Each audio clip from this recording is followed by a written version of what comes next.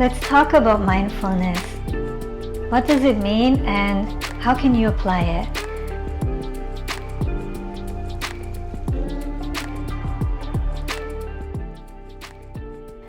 Well, mindfulness is a practice or a technique, if you will, where you focus fully on the present moment, the now. You experience and then you acknowledge what you feel, what you think, all the sensations, and you do that without judgment. Without judgment. It is the art of paying attention to that which is.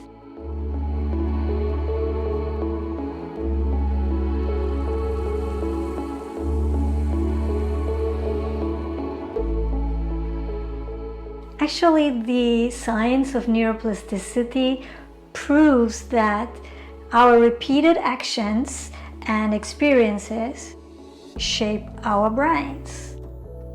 Meaning, what we practice regularly grows stronger.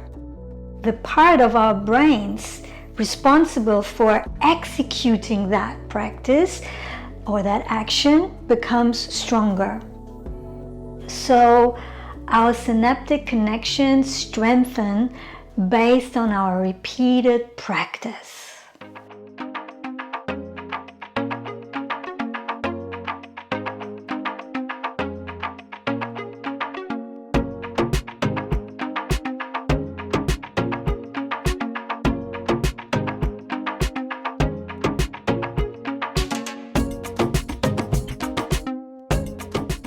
And also when we practice mindfulness, the areas in our brains that are responsible for things like attention, compassion, learning, observing, they grow.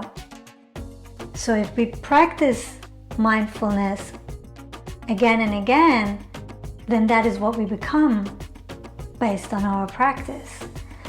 And if we pay attention with loving kindness, well, then that's what we become, right? And the more we practice, the more it stimulates the growth of new neurons, and the easier it becomes. We learn to accept ourselves. We learn to love ourselves, even with our flaws. Well, as with everything, also here, there's two sides. Meaning, if this is true for good things that we practice, then of course it's also true for negative thoughts and negative actions. In fact, they can become so overpowering at times that it seems that they determine all our actions. But the good news is, with this practice, we don't have to be overpowered by those thoughts that pull us down. There's hope, because we can learn how to draw our attention away from stress and away from negative thoughts and even away from harmful behavior. And then we can replace them with more positive thoughts and less harmful behavior. And again, the more we do this, the easier it becomes. Well, don't get me wrong, it's not about being fake happy and cheerful and always like jumping around.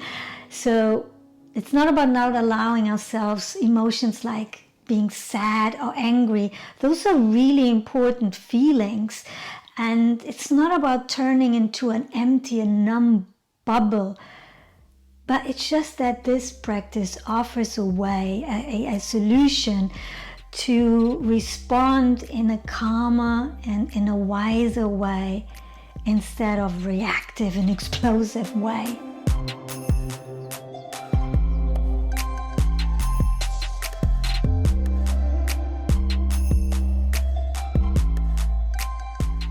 Well, and there's many health benefits to it. You can Google it.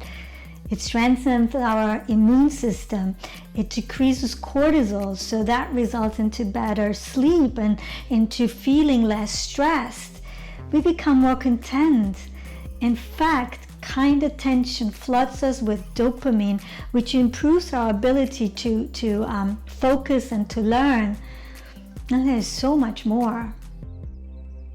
So how do you practice it? Well, mindfulness can be really practiced anywhere and at any time, really. At home, outside, in your car, on the metro, in the evening, in the morning, at night. Doesn't matter. We can practice mindfulness as a breathing meditation, where you focus on your breath and the movements of your body as you breathe. You can practice a walking meditation where you focus on every single step you take. You can do a guided meditation where you follow the voice of your teacher. You can observe your surroundings, taking everything in that is around you. You can do a body scan where you really go through your body and see how you feel. You can do a muscle relaxation. So there's endless possibilities. The key is to do them with attention. And research shows that only 10 minutes a day, just 10 minutes a day, it's all it takes for our brains to change. 10 minutes.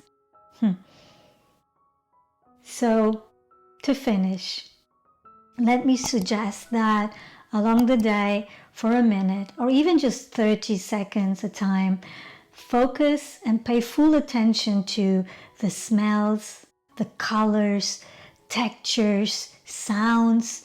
Focus on what is in the moment, right then. And last but not least, to repeat, mindfulness is paying attention with kindness and without judgment. Until next time.